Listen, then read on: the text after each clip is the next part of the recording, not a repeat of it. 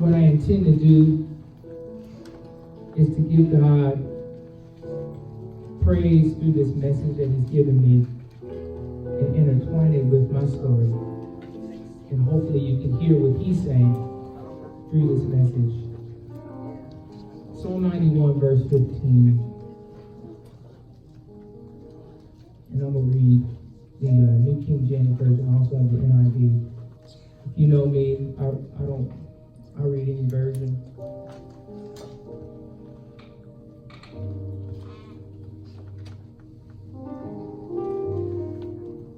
And I'll read it. Psalm 91, verse 15. He shall call upon me, and I will answer him. I will be with him in trouble. I will deliver him and honor him.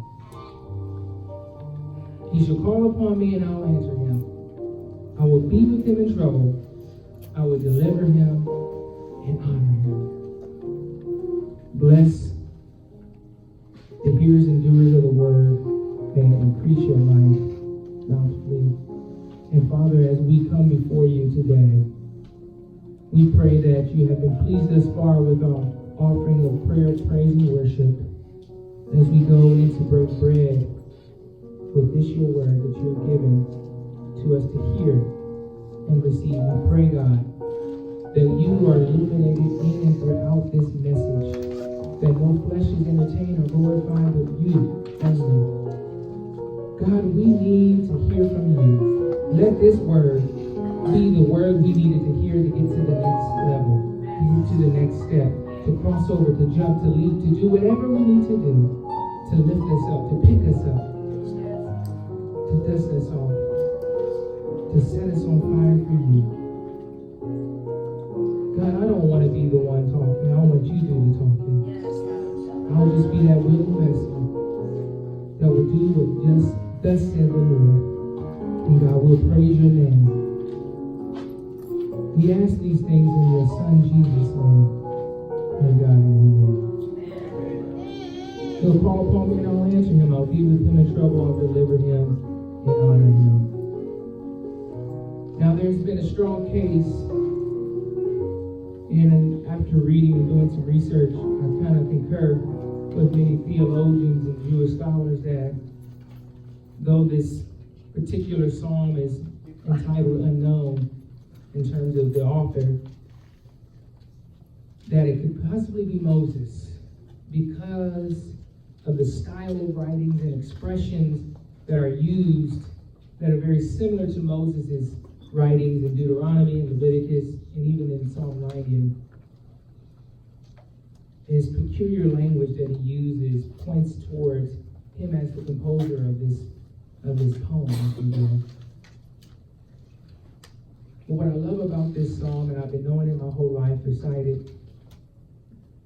I got my pastor that I grew up sitting under and serving and learning under to verify that I know this backwards and forward.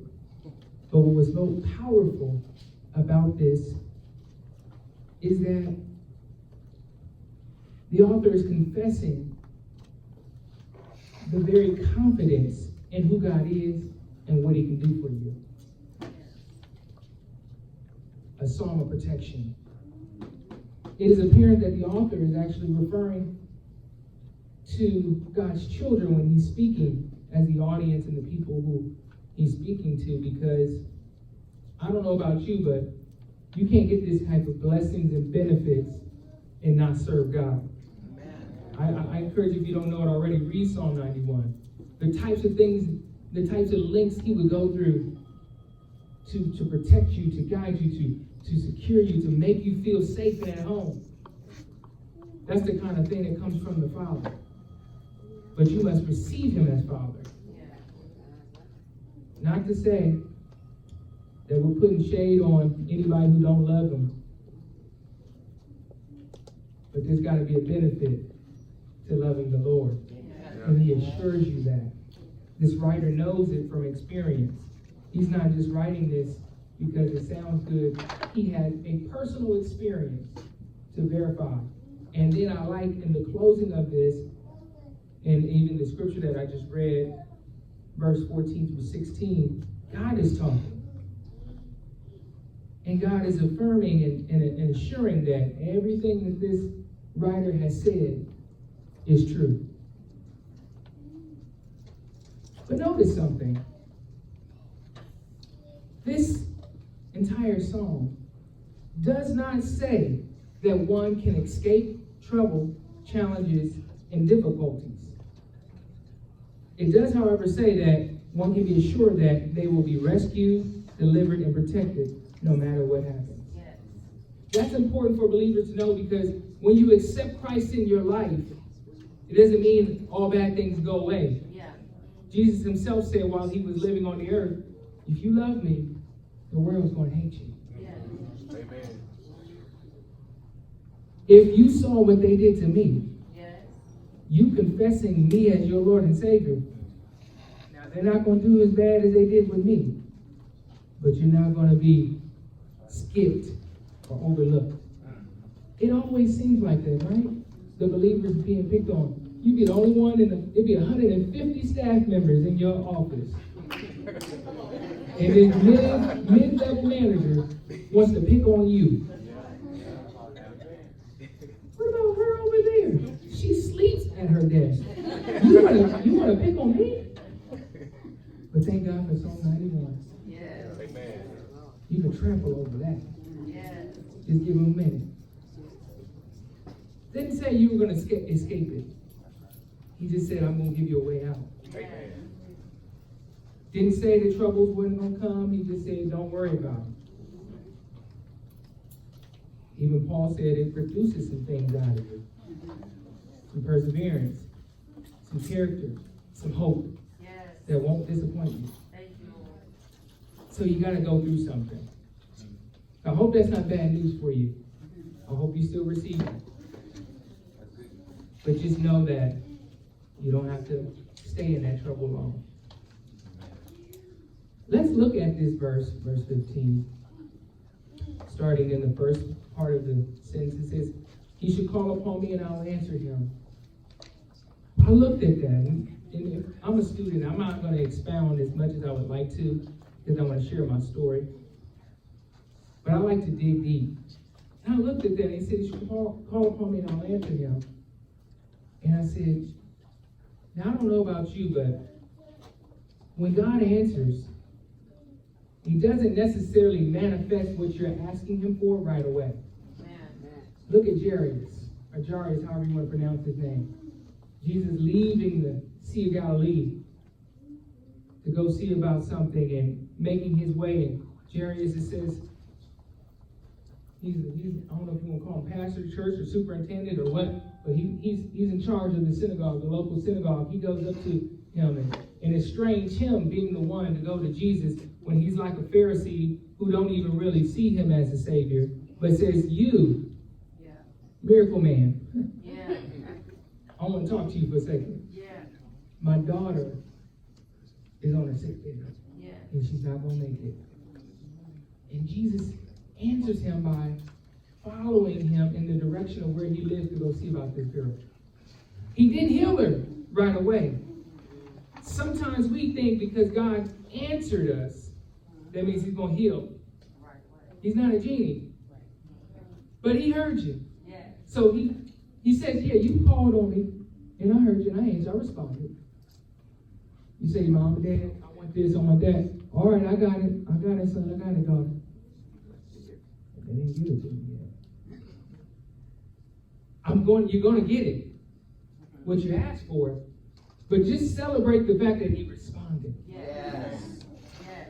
Yes. There's history in the Bible that talks about when God ignored some people intentionally. Mm-hmm. But if he acknowledged you when you called on him, yes, that's enough to shout. We shout until we wait till we get it. Yeah. But I shout that you heard me. Yes. You heard my cry. And I just gotta wait on the manifestation. Yes. Yes. So he said, I'm going to answer you when you call my name. But this was what really tripped me up. After he said that, he said, I'll be with you in trouble. Now, wait a minute. I would think after he said something like that and says, and then I will deliver my promises. He goes into, and then I'll be with you in trouble. Wait. But I didn't call on you for you to allow me to experience trouble. I called on you so you can help me in my trouble. You just get out of paying some debt, you feeling good, and you got something, you trying to just stay afloat, and say, Lord, if you can just get me afloat. And he said, yeah, I got you. And then something comes in the mail that says this is due, or this is going to be taken away from you. You say, wait a minute. But he says, I'm going to deliver you from that trouble. Or he says, I will be with you in trouble. I don't want to jump ahead. Now, I looked at this word trouble because I didn't want to just treat it like any other, because spilled milk is trouble. But this particular trouble, which in the Hebrew is sarah, means affliction, distress, anguish. This is not your ordinary trouble. And so, when you look at those words and you break down what those words mean, it's not so much to scare you, but it insinuates or expresses that there's some severe circumstances that you're dealing with that you're not prepared for, and it requires great and immediate help. And he's saying to you, and he's saying to me, don't worry about the trouble. I'm going to be with you. I've learned, and we'll talk about it in just a minute, that that's the best thing to know, that our Father in heaven is not going to leave you by yourself when you're dealing with the worst of things. Now here's the kicker. Don't ignore him when you're in your trouble. Mom and daddy's cool. Auntie, uncle, cousins, your favorite cousin, your best friend. It's cool for you to call on them every now and again. But he's saying, I didn't allow this trouble to happen to you for you to call mommy and daddy. I want you to talk to me. And then I'm going to let you know that I'm with you. I'm going to be with you in the midst of it. Didn't necessarily say that you are going to be out of it, but he says, I'm God. I'm so God that I'm going to be with you in the midst of your storm.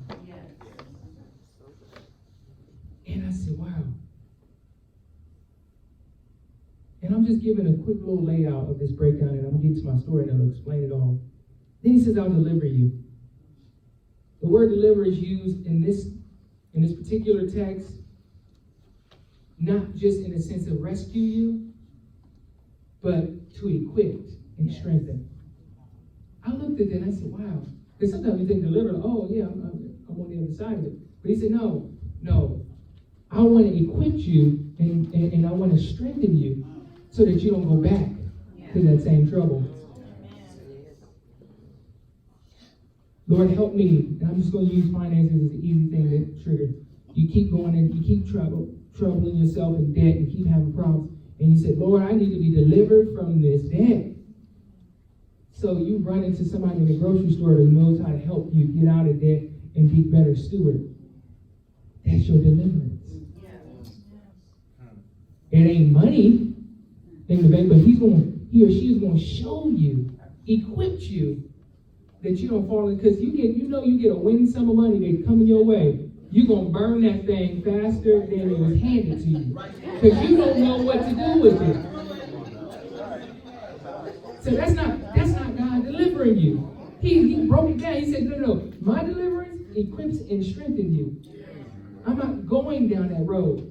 One of my friends was telling me, he was like, if you're in a pit and God gives you a ladder, get on that ladder and get out of that pit.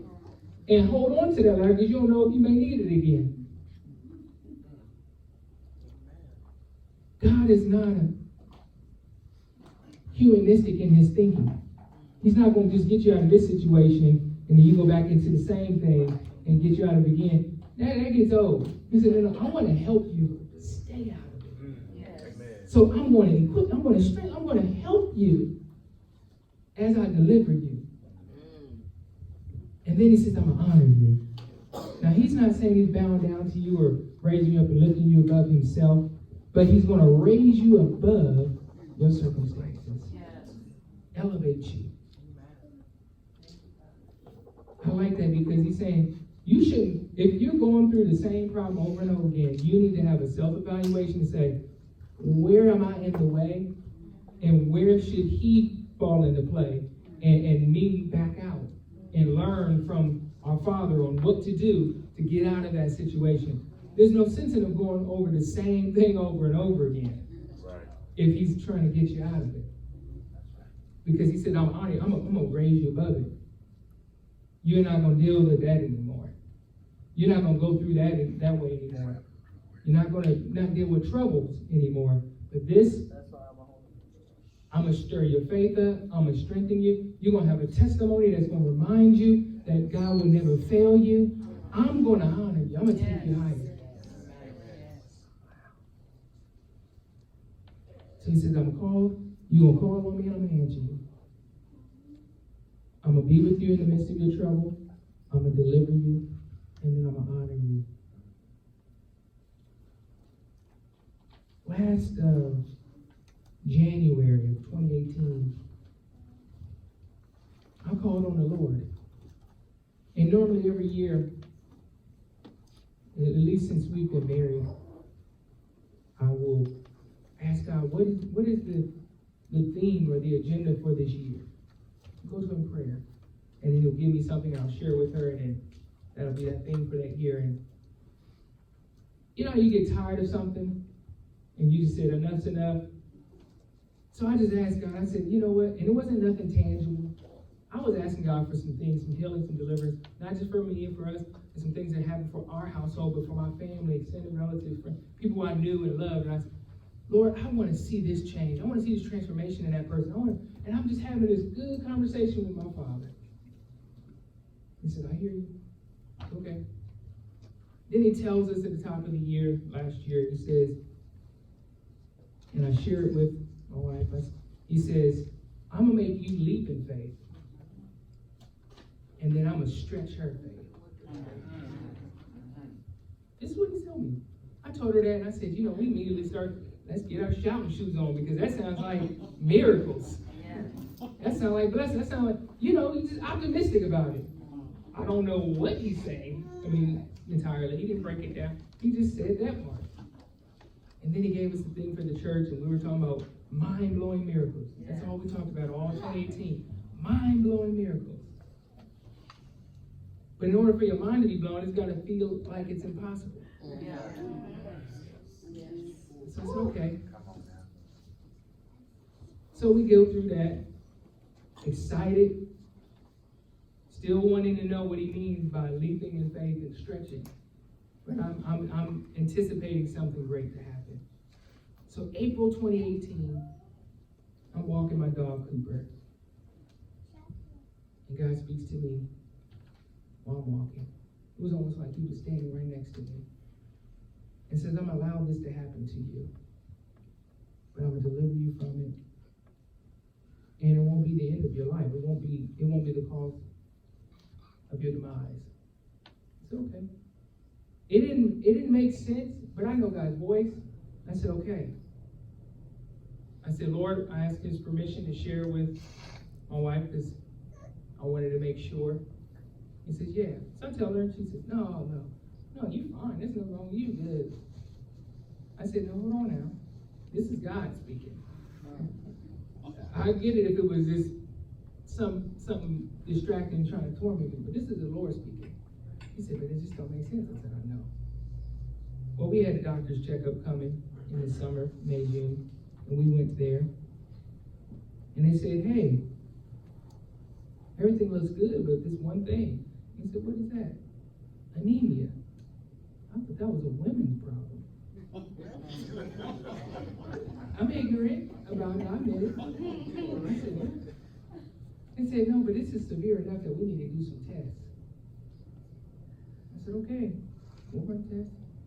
I got some plans. I got to travel a number of different places, out of state and other cities this summer, but we'll make it work. So we did that.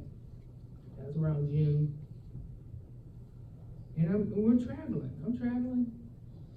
Phoenix, LA twice, Cleveland, I don't know, some other place. It was just like, And then stop, and then when I come back, oh, I got this test coming up. I got to go see about that and all of that. Didn't really come to a conclusion until August of 2018, same year. And the doctor didn't know how to break it down to us. But he said, okay, I want to sit y'all down and tell you what we found. I said, okay, that's fine. He says, you have cancer. And that was the thing that God said he was going to allow to happen. I said, say that again? You have cancer. I said, okay. Now he's expecting us to go crazy. But months ago, God had already prepared us. I've answered your call. I told you in January, I cried out to God some things I wanted to see change this year. He said, I heard you. And he said, I'm going to be with you in trouble, so this is what he's preparing us for. He said, okay. He said, it's not that bad. It's about 2, technically 3, because of the way it's placed, but it's operable. We can deal with it. Just got to go through these treatments, whatever. I said, okay, let's go. So I said, okay. Now I told you and I'd explained to you, if you recall, the definition of trouble in this particular text. Anguish, distress. It's intense. Stage 2 or 3 is not that intense. But I felt like it was intense enough for me because I ain't never been sick a day in my life. And I said, okay, God, but I wasn't worried about it. So August, September, so I think that's when I started treatment, radiation, chemo.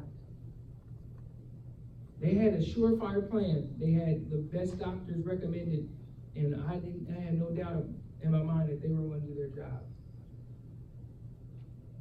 I'm going to tell you something. It got progressively worse. They could not say one good thing about what I was dealing with ever since the diagnosis. And I thought to myself, am I really strong enough to deal with this? I remember what you told me in April, but are you sure you want me to deal with this? But you know what was crazy? And it's not crazy, it's God. My faith didn't waver, and I did not complain, nor was I shaken by any news they gave us. They're doing the treatment, running the test, thinking everything's going well. Symptom happens, or a side effect of it happens. I'm being admitted. Every time I came back, they said, "Oh, it's not looking good." Then somebody says to us around December, just before the holiday season or Christmas time, it's spreading quite a bit in your body. So forget 2 or 3, it's a 4, and it's pretty bad. And I said, "Wait, 4?" He said, "Yeah." He said, it got so bad that one of the doctors, who was highly recommended by the other doctor, he bowed out. Maybe it was just too much for him. I said, huh? He said, you're young, and I didn't realize that it's really aggressive in young people. And so he said, we're going to have to get really aggressive. So this other doctor comes into play, another highly recommended person, and he was young. But I wouldn't have had it any other way. Top of the year comes, said this is a year of growth. This is what he tells us for the church. And I'm still holding on to that leap in faith and stretch. I said, this is what he's talking about. Because I'm not, but my wife will tell you, I think it even shocked her sometimes that I was not bothered or moved by anything anyone was saying to us. How it's getting worse, and how this is not going to happen, the pains or whatever, can't really sleep, can't do it. She said, you're handling this better than I could ever imagine. I said, I don't understand. I guess this is what the peace of God feels like. Yeah.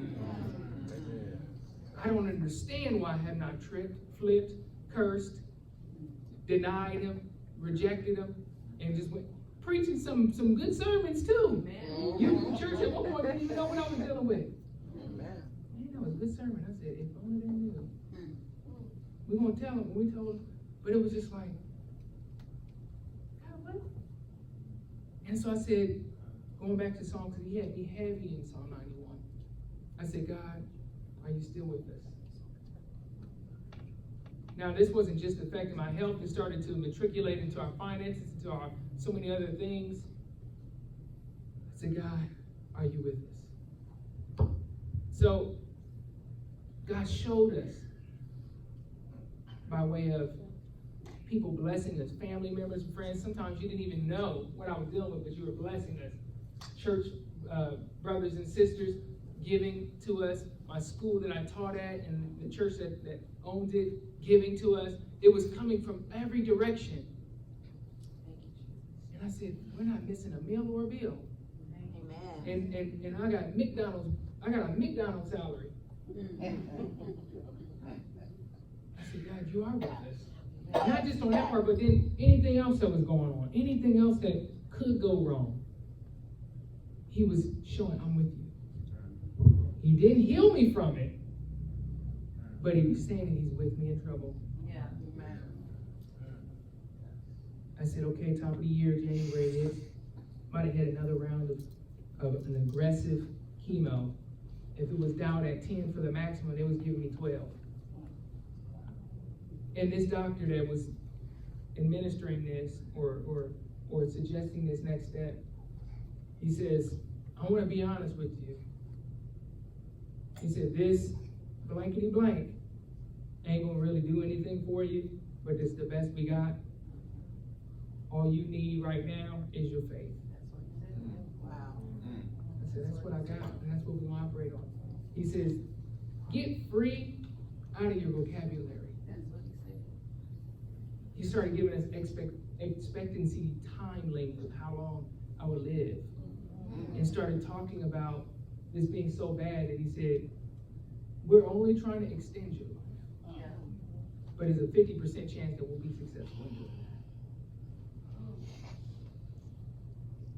that. Didn't shed a tear. I didn't even get mad at him. I said, I appreciate you telling me that. She's looking at me like, why is his voice didn't change? He's not upset. I know he heard what I heard. I said, and I have my belief, and I'm gonna continue that. He said, that's probably best.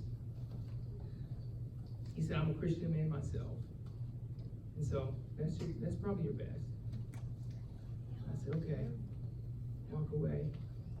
And I said, God, this is important, and I hope this helps you. Whenever you receive any bad information, and you know what God told you prior, you don't hold on to that. Every time they gave me some bad information, I went to God in prayer and said, I want to give this to you, but I don't think I should be holding on to this. He said, yeah, I'll dispose of that, because my word is true. Amen. And if I would have held on to it, it would have tormented me like no other. Because this is the stuff you see in movies. Yeah. At least from my perspective. I ain't been to the doctors, but for checkups. I don't remember last time I had a shot. I'm just thinking, this stuff you hear in movies. And he's in my face telling me this. Multiple doctors. One doctor went to my wife and I overheard their conversation and said, is he in hospice or is he headed to hospice?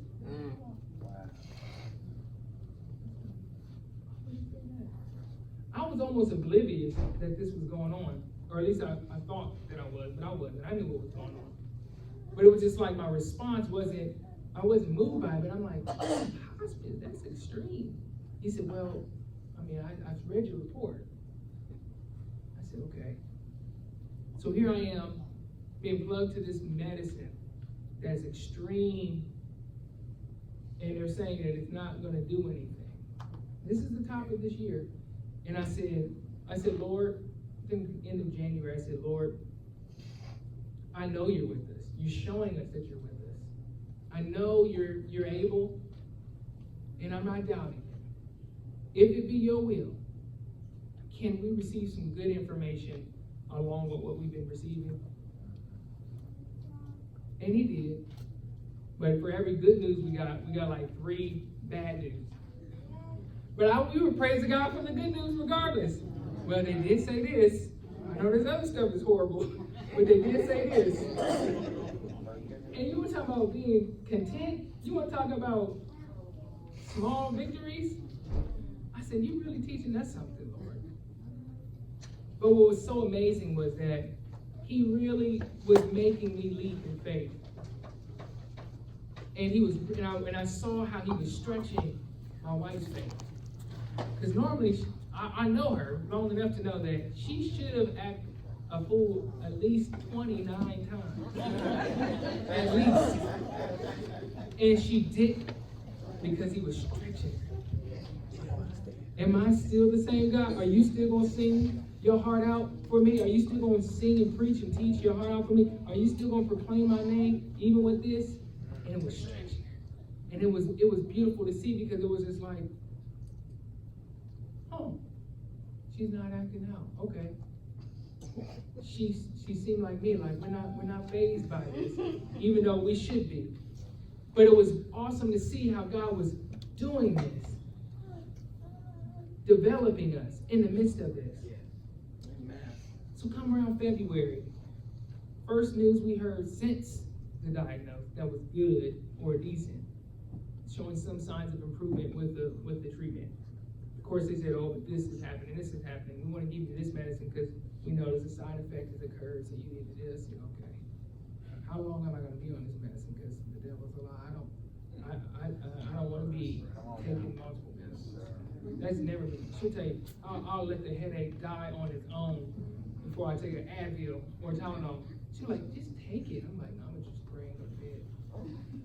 I'm just not a medicine person. Now, eat a fruit or vegetable all day long, supplement, I'll do it.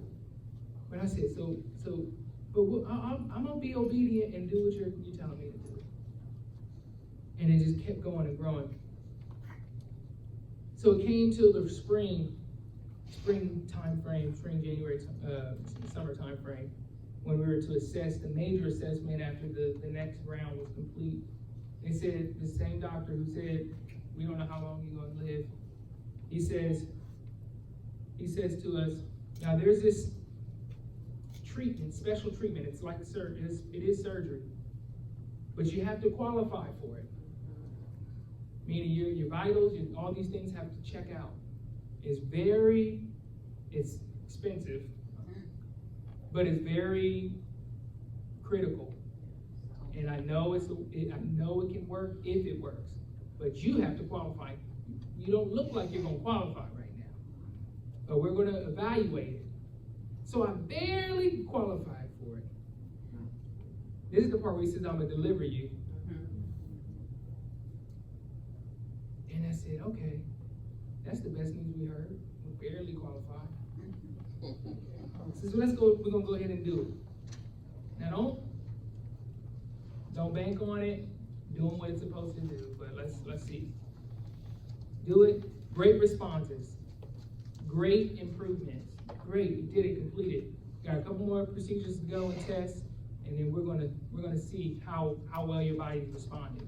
He's still not talking about being free. Maybe some remission if I'm happy. If I'm lucky, rather. So we do, and I'm wrapping it up now.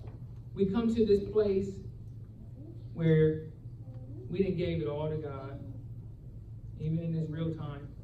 And after the tests, the surgeries, the procedures, more test scans, he comes to us and says,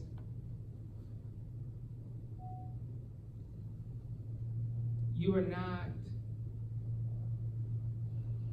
in remission, because there's no disease left in your body.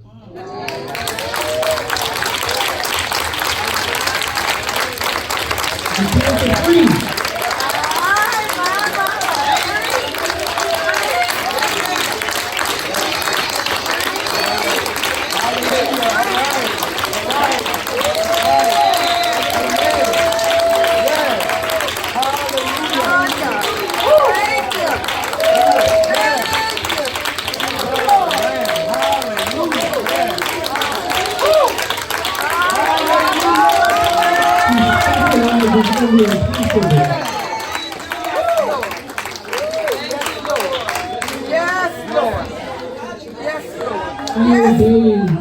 Whatever instructions he gave me, and I stood to his word. And so he honored me.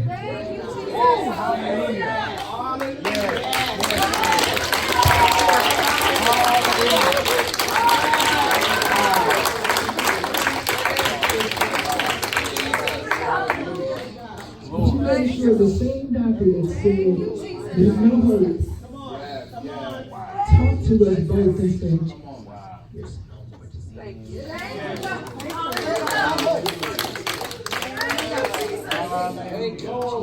He was almost afraid to say that I was cancer free. I believe he found a new belief in God. I became a case study for him.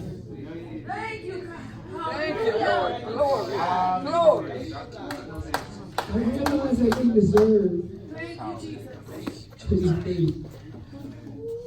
I wasn't that special. We're all special to him, but there's nothing unique about me. He could, and I told God every night I went to sleep, if you take me home. Yes. Thank you, Lord. And I wasn't afraid. But he said, I told you it's not going to happen that way. I said, I know, God, but if you decide, because I know you're sovereign, and I know that I don't have to live, and you still are good. Yeah. Yeah. He said, hang on. Thank you, Jesus. Yes, God. Thank you, Jesus. Thank you, Lord. Thank you, Jesus. Thank you, Jesus. But to be free was a testament that there's nothing too hard for God. Nothing.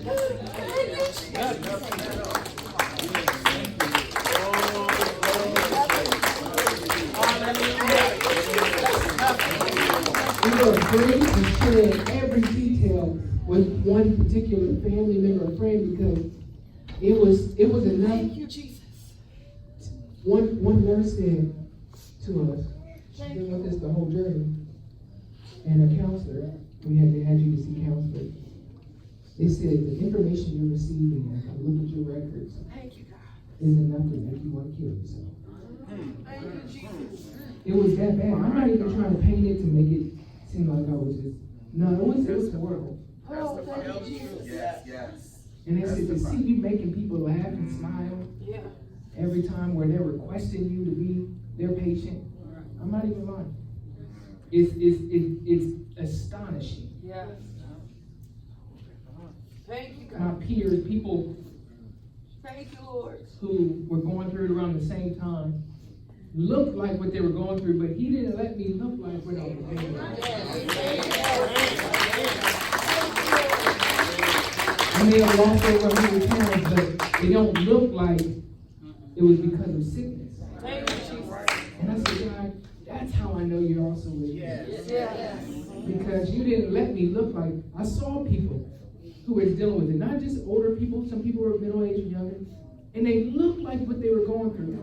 And when I said, God, what makes me different from them? Yeah. Yes. He said, you believe in me. Thank you, Lord. Thank you, Lord. Purpose. I tell you, you don't have peace, seek it. I've never felt that kind of peace in my life. When they kept throwing everything at us, I just said, okay. And we sometimes leave appointments after horrible news, cracking up laughing in the car. Knowing what we heard, but God didn't allow it to penetrate us. And he didn't even have to tell me in April that he was going to allow this to happen. But I thank God he did because it cushioned it. And it didn't leave me with questions. I just said, okay, if I'm the vessel you've chosen to show that you're still the same God, you don't have to just read it in the Bible. Just look to your left or right and ask somebody tell me your testimony. Yeah. And if that's too much, just listen to the one I just gave you. And he can do the same for you. It don't matter what it is. I don't worry about finances. I don't worry about what I'm going to eat. I don't worry about what I'm going to wear. I don't worry about it because I said, God, you showed me that you provide. Yes. You showed me. And now something that I've never experienced before, which signified there was a trouble. Something I wasn't prepared to even go through. We were exercising and eating healthy during the whole. They said, "You still go to the gym?" Yeah. Well, the doctor said if I walk 2 miles a day, I fight cancer, so I'm going to give him 3 or 4. And that's what I did. I just thank God. And I really hope and pray. This wasn't just to put my testimony on display, but the reason why I'm sharing this because I realize that we're all going through something. Yes. And sometimes we're afraid to express what we're dealing with because it's that bad. We'll get real in our place. But don't do that to God. Let him get you through it. And be obedient. He told me one time, he gave it to me in a vision. Go to Kroger's and go get this vitamin water. Or not vitamin water, smart water. Because I was having a hard time getting water in my system. They said, you need to drink more water. Drink liquids, period. Just drink something. And I was not able to get any liquids in me. So I prayed and he gave me a vision to go there. I said, okay. Smart water's ain't no special about it, but he gave it to me to do. So we went. Well, let me be honest. I went to Walmart first. And it was cold. I couldn't drink anything cold. And so he says, and I said, I know where you told me to go. I'm gonna go there. Went there, got some smart water, and I was guzzling it down. Yeah. And I said, wow, it pays to obey. He said, are you back to drinking liquids? I said, yes, as a matter of fact, I am. I'm getting close to 64 ounces of water. Wow, you weren't even sipping close to 8. Well, keep doing it. And so I said that just a little bit to say, even when it's just something so simple like that, it was like, God, if you tell me to do it, that's what I'm going to do. Yeah. Because more than I want to live, I want to be found on your way. So should you take me any day, I'm ready. Yeah. And I'm obeying you and I'm doing everything you tell me to do. Yes. Because to go through something like that and then not make it,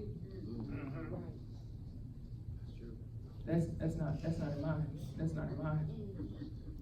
I can't do that. So I said, even if it's something that simple. So I thank God, and I thank God for you all being here, and I pray it helps you all tremendously in whatever you're going through. Just remember that he can do anything.